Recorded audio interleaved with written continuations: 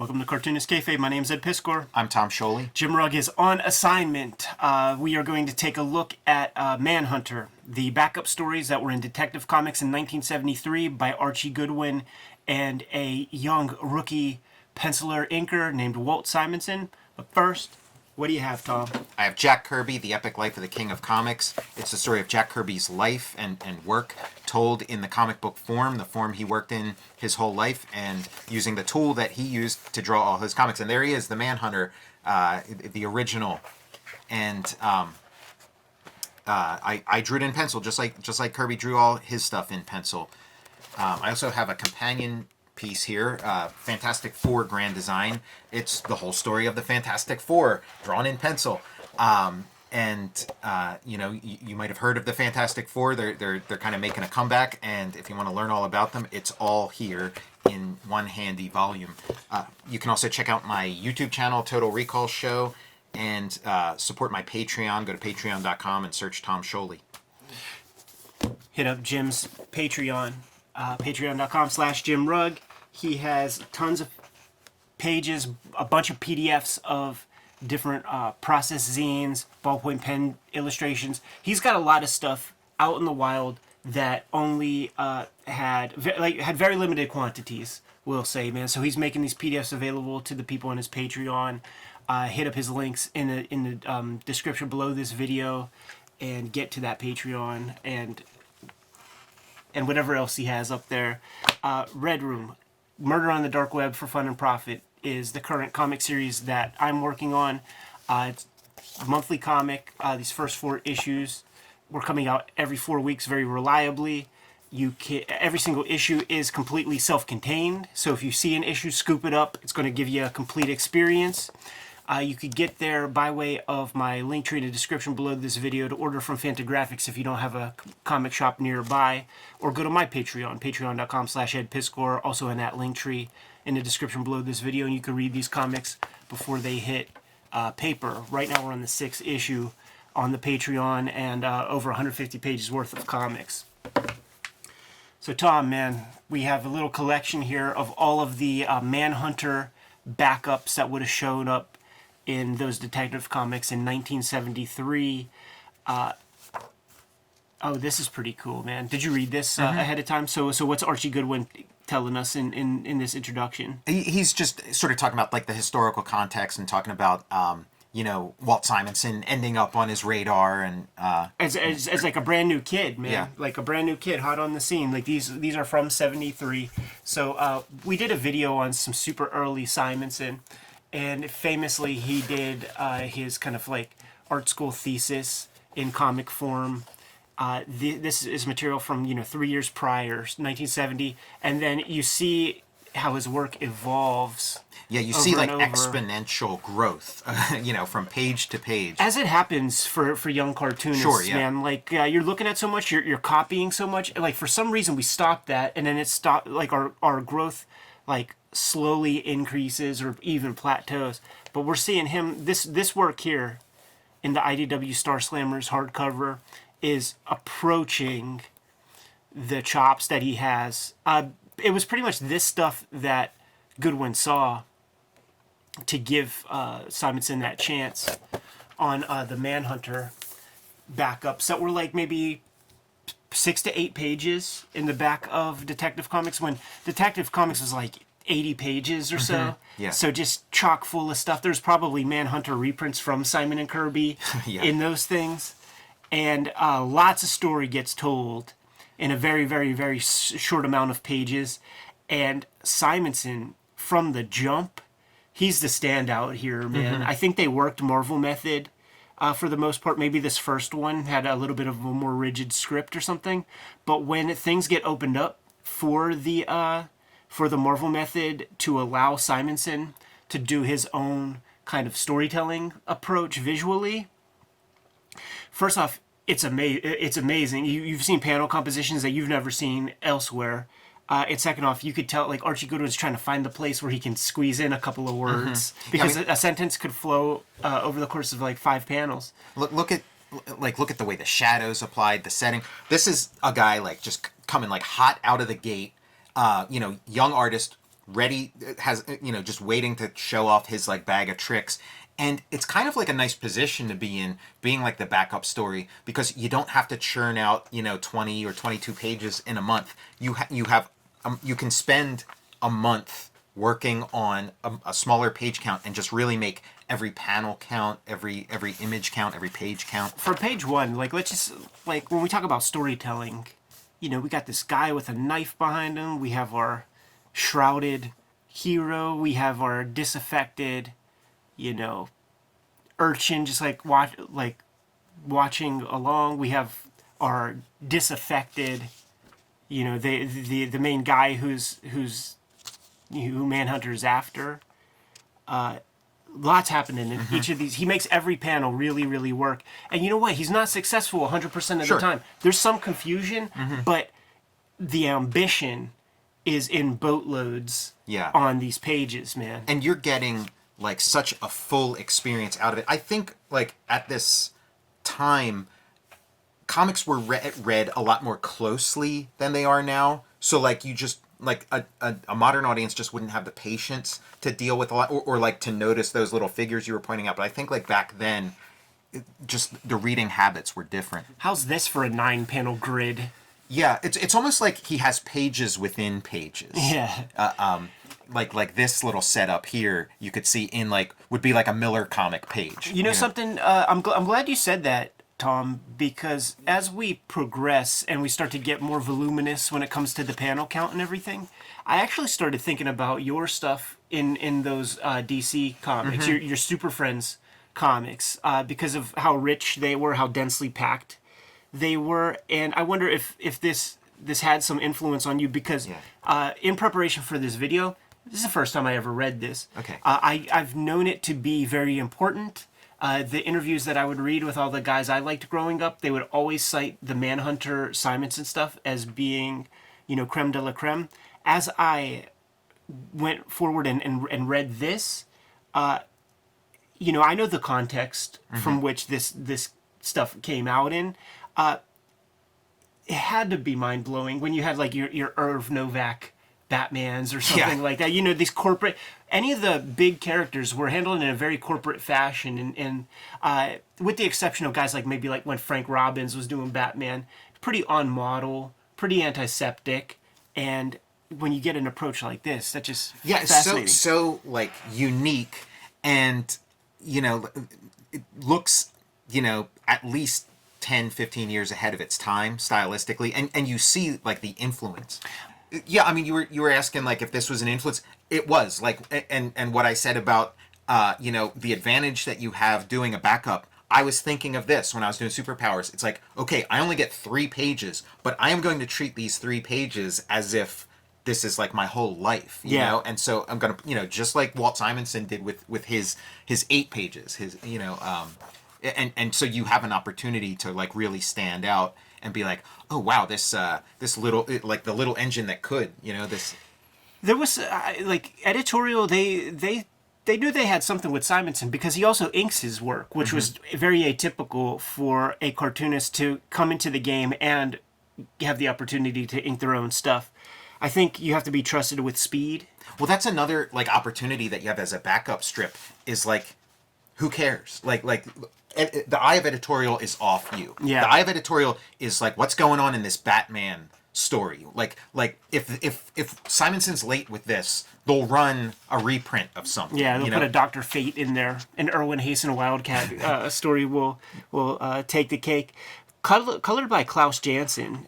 This version is, at least. I wonder if the original newsprint stuff. Yeah, I've never gotten my hands on any of the newsprint stuff. I like, as much as I like this, I'll bet if I had the newsprint stuff, I'd love that even more, because I'd love to see how this stuff plays out, on newsprint. These are Janson colors for sure, man. Yeah. Like these kind of greens. You never see anybody else use this. But yeah, you got these great cinematic things. Like I feel like this was an important comic for Miller, and there's like some Batman stuff later on that like you'll really see it. And then like the first story in there where there's sort of like these 3 blind monks who are protecting this temple, that was lifted for I think like the first episode of Samurai Jack. That's funny. Except it was 3 blind mice, yeah. monks. Look at this illustration right there. It looks like a Virgil Finlay pulp illustration. You know, it looks straight from the Golden Age. That's wild. Simon said like all the work he got like was a result of this. That this was like his calling card. Heck of a calling card, Yeah. man. This issue we have the origin of Paul Kirk the Manhunter. Former soldier, then becomes a hunter, gets pounced by a big-ass elephant. That's a heck of an elephant right there, by the way. Yeah, like I feel like this charging elephant is like just a way that like cartoonists have been like sort of showing off, going all the way back to like the Winsor McKay days. You know, there's so many comics where it's like, okay, I'm going to draw my elephant. coming at me. Yeah, man, it feels like straight out of Classics Illustrated or something. And like the storyline of this, like it's well done, it's well executed, it's interesting, but it doesn't really matter, at least to me, as I'm just kind of dazzled by the stylistic shifts and you know the spectacle. Yeah, and I think that that's the case for everybody who is influenced by this. It's the storytelling of it. Has way less to do with the words on the page. I think Archie Goodwin was conscious of this.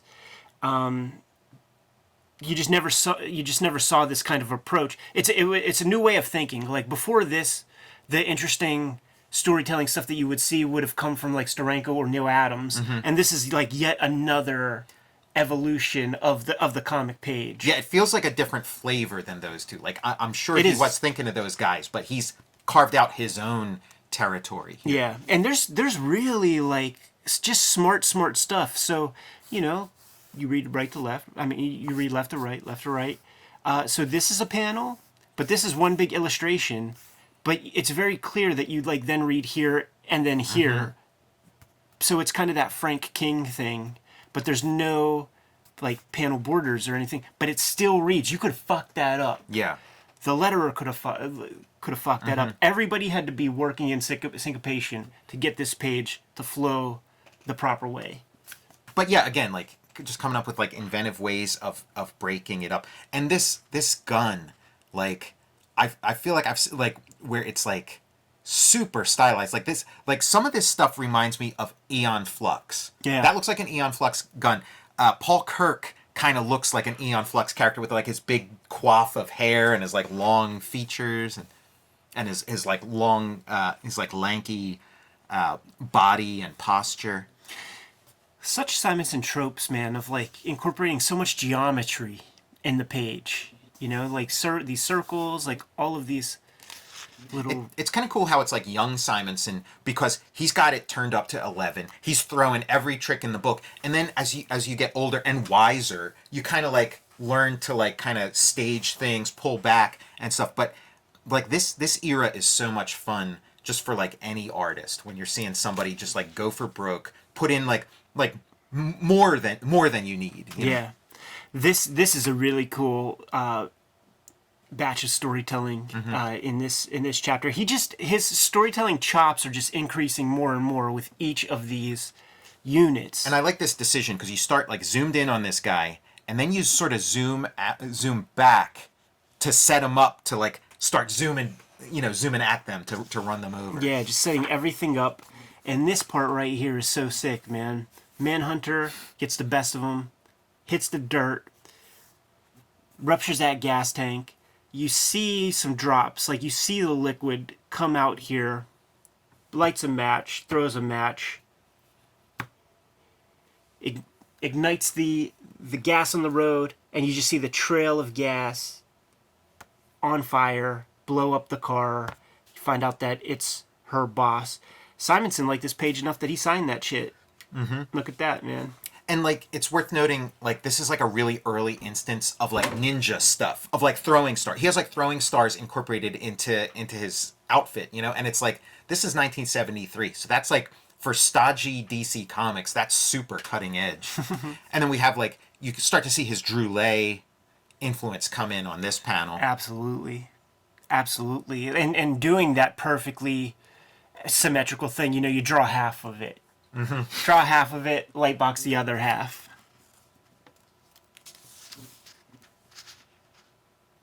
Or shit, man, maybe you just Xerox it and flip it. And do a little touch up here and there.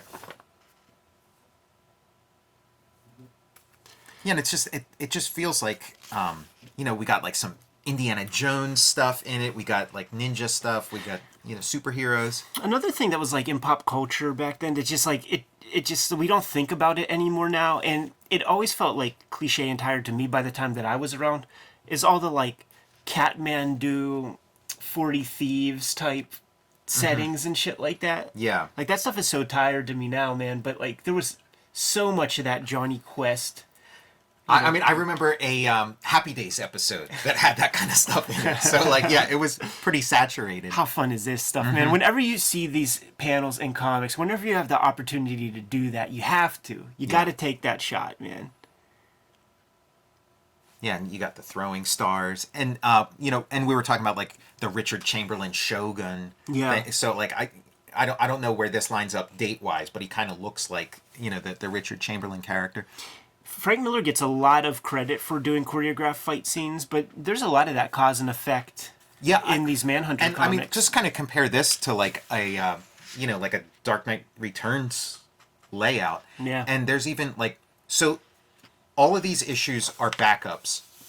And then the final issue is they got the full issue. Yeah. It graduated, that's the dream scenario for a backup story, is that you graduate and become like the lead feature. So they gave him like a whole issue, and we're not there yet. Yeah, right. We're not there yet. Yeah. Because like this, I mean, and I cut you off just because this sequence is a very influential sequence to a lot of people. Like this is there's so much going on these pages. There are several storylines playing out, and you have these kind of tourists with like a little kid.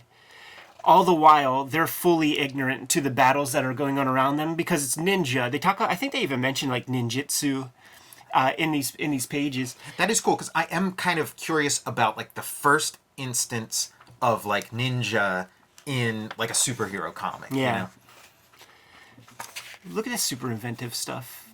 I think you might have seen some of that stuff in heavy metal or something. And then just like, how do you break things up in an interesting way? Well, that's one solution. There's one part that I think is a little bit screwed up, and I think editorial probably mucked up with the piece. It's the boy finally becomes conscious of like what's going on around him, right? Mm-hmm. Now you explain it to me if I'm just not seeing things. So there's the fight going on. Here comes the boy, has the gun in hand, reaching for the gun, and then he's just standing there, and then surprised, continues his surprise, and then at some point, a gun drops on a dude's head, but like we don't see it drop. Like what's missing here?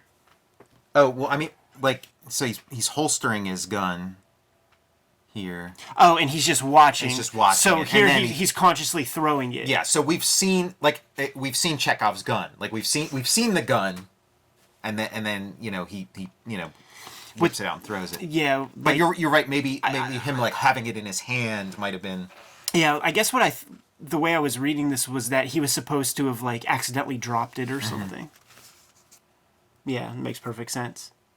He gets to play hero in his like little but extremely important, and effective way. Yeah.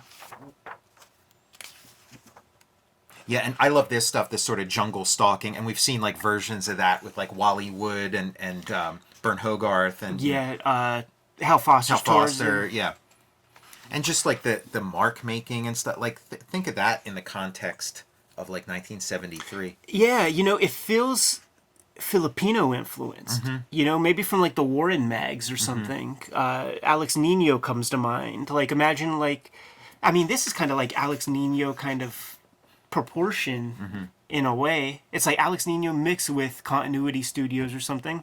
When you see bits like this, you can't not think of like Kriegstein, or Eisner. When you see bits like this, you definitely can't not think of Eisner. Yeah. And again, like story wise, he's fighting, and this like demon, like we've seen like ripoffs of that character. In comics, like specifically, it might even be the same character because I've seen that guy in like a Batman comic. I mean, it's a theatrical mask. Yeah, I mean, this is like sort of a classical thing to begin with, but in sort of comics terms. And You know, the guy who's got the chain wrapped around you. We've seen that in like some Miller stuff. And it's just story-wise, he keeps fighting like clones of himself. Like Right. that's like a big ongoing element of the. Götterdämmerung. Yeah, that's a Walt Simonson. He's got to throw in some like Norse mythology stuff. And then yeah, here's where he graduates to main feature. He gets to tell a Batman story with Manhunter in it, and also like put a capper on this whole Manhunter, you know, mythology that they've created. And man, like how much fun must that be? Like you're kind of at DC and you get to do Batman. Look at these panels, Yeah. dude. Like that's a Neil Adams piece. That's the thing. Like you might look at these and kind of be like, "Oh, this stuff's so small, it's lost." But like, you can like zoom in on that, you know, and make that into like, you know, a double splash or something. You know, like that. That's how you would treat that now. Look at this character. Kind of, you know, kind of has those kind of cool Simonson design flourishes. He's got the Roman soldier helmet gimmick. And then this is the panel where I'm like, okay, Frank Miller saw that and is like, I gotta get Batman on a rooftop with like a wooden handled, you know, rifle, you know, sniper rifle. I don't know what I have to do in the story to get him there, but I got to do that. Yeah. And then this even like feels a little, you know, like a McFarlane, you know, cape kind of thing, you know. Yeah. I wonder when Wrightson did his Swamp Thing issue with Batman and where that would line up. Such interesting storytelling flow. You know, I associate this kind of thing with Simonson to this day. Yeah.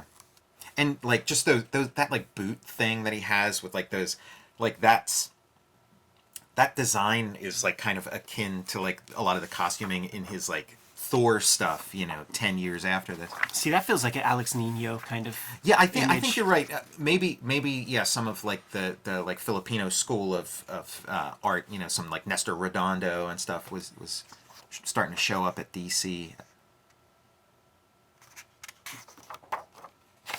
This was such a cool thing. The descent into the kind of catacombs. And I feel like some of these things, like, we wouldn't do now, like a modern cartoonist wouldn't do now, because it does violate some of the you know, sort of rules we have. But, you know, rules are made to be broken. It is, you know. Yeah, and like, why not? And that's the cool thing. Like, even as a kid in school, like, I remember just being so much more adventurous with the page. And that's what these feel like, you know? Like, he's really trying a lot of things, putting a lot of thought into this stuff. And, you know, doing some clever storytelling. Well, I mean, I think about that with comics, because, like, so often you buy, like, a comic, and you're like, I can't believe I paid $5 for this experience. This was, like, such a lackluster shit, like, not even a full experience. And with this, it's like, you know, you get more than your money's worth. Right.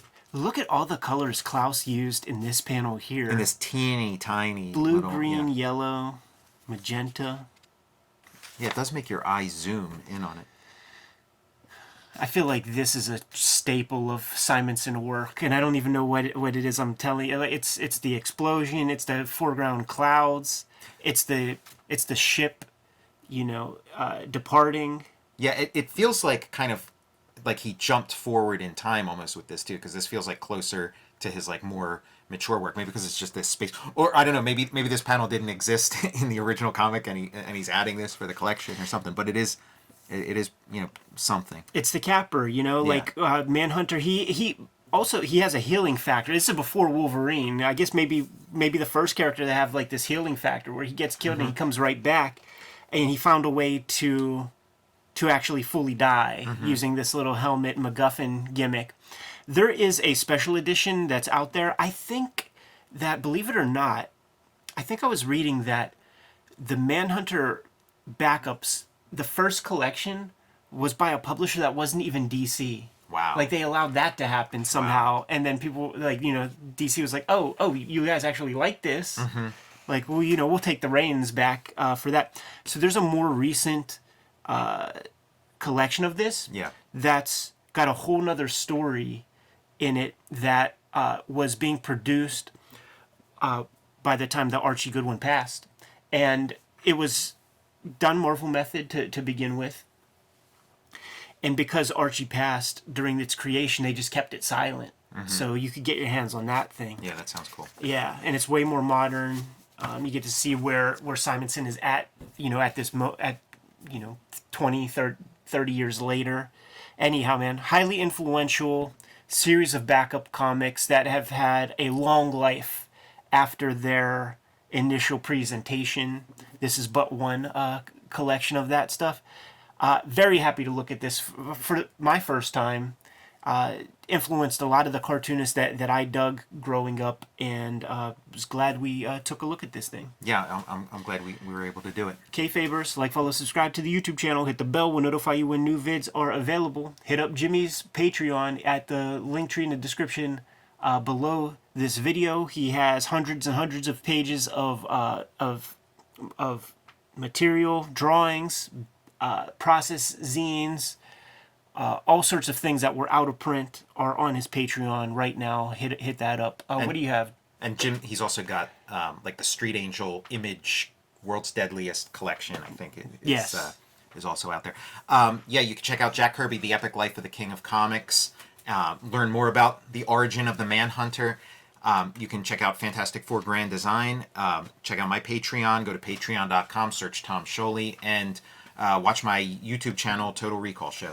Red Room Comics in the Wild, Murder on the Dark Web for Fun and Profit. Hit up the link tree in the description below this video to order your comics from Fantagraphics if you don't have a good comic shop near you. If you do, go to the shop, support them. The comics come out every 4 weeks, and issue 4 comes out in mid-September. You could hit up my Patreon, patreon.com/edpiskor. $3 get you the archive there. I have over 150 pages of Red Room Comics up there as we speak. We're into serializing the 6th issue, and the free Comic Book Day comic, PDF of that is up there on the Patreon for free right now. As far as Kayfabe goes, add your email to our newsletter. We send that out every 2 weeks. Grab some Kayfabe merch. Dude, we sold thousands of pieces of merchandise at this point. I was just taking a look at the back end. Couldn't believe that stuff, man. I want to thank all the Kayfabers for that. And I can't wait to go out to shows again, man, and see the multitudes on the convention floor. Other than that, man, Jimmy's not here, dude. So, Tom, give him the marching order so we can get the hell out of here. Read more comics.